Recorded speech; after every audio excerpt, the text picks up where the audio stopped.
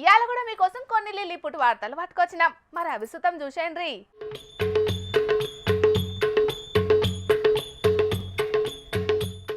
అబ్బరే బిడ్డ చూసిన రానుల్లా ఎంత పెద్దగున్నదో షాప. కోనసీమ అంటే ఏం తక్కువ, ఒక చిన్నపాటి ఫంక్షన్ కు సరిపోయేటట్టున్నది పోన్రి. మరి గిదేదో వరదలు జయంగా కొట్టుకొచ్చిందో లేకపోతే గోదావరి నదిలోనే వట్టిందో అనుకునేరు. కాదు కాదు, కరీంనగర్ లోయర్ మానేరు డ్యాంల చేపలు పట్టబోయిన గీ అన్న వాళ్ళకు చిక్కిందట గింత పెద్ద బొచ్చ చేప. ఇక వజన్ చూస్తే ఏం తక్కువ 25 కిలోల మీదనే ఉన్నదట. నీ అవ్వ పొద్దాక కట్టబడ్డ 5-10 కిలోల చేపలు సక్కగా దొరికాయి. గసొంటిది ఒకటే పారి 25 కిలోల చేప వలల వడే వరకు అన్న సుతం మస్తు సంబురపడ్డాడట. మెల్లగా పట్టిన చేపను తీసుకొని వడ్డుకొచ్చే వరకు గిది చూసి ఆడున్నోళ్ళందరూ మస్తు పరిశానైనరట.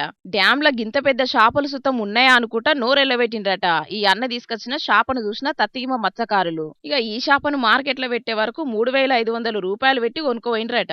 డ్యాంల గింత పెద్ద చేప దొరికే వరకు అన్న సంబరం చిన్నగా లేదు పోన్రిగా. 3 రోజుల కూలి ఒకటే చేపతో నిల్లదీసిండని అనుకుంటాన్రట ఈ చేప ముచ్చటెరకైనా ఇంకొందరు పబ్లిక్. ఇక డ్యాంల గింత పెద్ద చేపలున్నాయని తెలిసే వరకు చుట్టుముట్టున్న ఊరోళ్ళందరూ సుతం వలలు పట్టుకొని చేపలు పట్టనికి పొద్దుగాలకెంచే డ్యామ్ కు క్యూ లైన్లు కడుతుండవచ్చని అనబట్టిండ్రు గిది చూసిన పబ్లిక్ కొందరు.